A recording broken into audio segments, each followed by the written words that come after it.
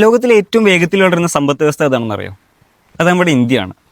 ലോകത്തിലെ 4ാമത്തെ വലിയ സാമ്പത്തിക ശക്തിയാണ് ഇന്ന് നമ്മുടെ ഇന്ത്യ. ഇന്ത്യയുടെ GDP ഗ്രോത്ത് റേറ്റ് നോക്കുകയാണെങ്കിൽ 7.4% ആണ്.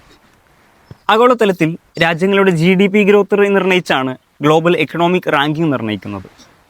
നമ്മൾ പലപ്പോഴും കേൾക്കുന്ന വാക്കുകളാണ് GDP അല്ലെങ്കിൽ ആഭ്യന്തര ഉത്പാദനം എന്നുള്ളതൊക്കെ. സത്യത്തിൽ എന്താണ് ഈ GDP എന്നുള്ളത്?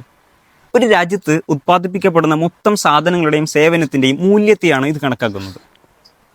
അഥവാ ഒരു രാജ്യത്ത് ഉത്പാദിപ്പിക്കപ്പെടുന്ന ചെറിയ സൂചി മുതൽ വലിയ വിമാനങ്ങൾ വരെയുള്ള മൊത്തം പ്രൊഡക്റ്റുകളുടെ മൂല്യത്തെയാണ് ഇത് കണക്കാക്കുന്നത്. പ്രധാനമായും 3 മെത്തേഡുകളാണ് ഈ GDPയെ അളക്കാനായി ഉപയോഗിക്കുന്നത്.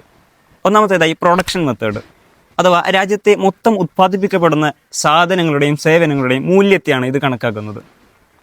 രണ്ടാമത്തേതായി ഇൻകം മെത്തേഡ്, രാജ്യത്തെ ജനങ്ങളും കമ്പനികളും എത്രത്തോളം ഏൺ ചെയ്തു എന്നതിനെ അടിസ്ഥാനമാക്കിയാണ് ഇത് കണക്കാക്കുന്നത്.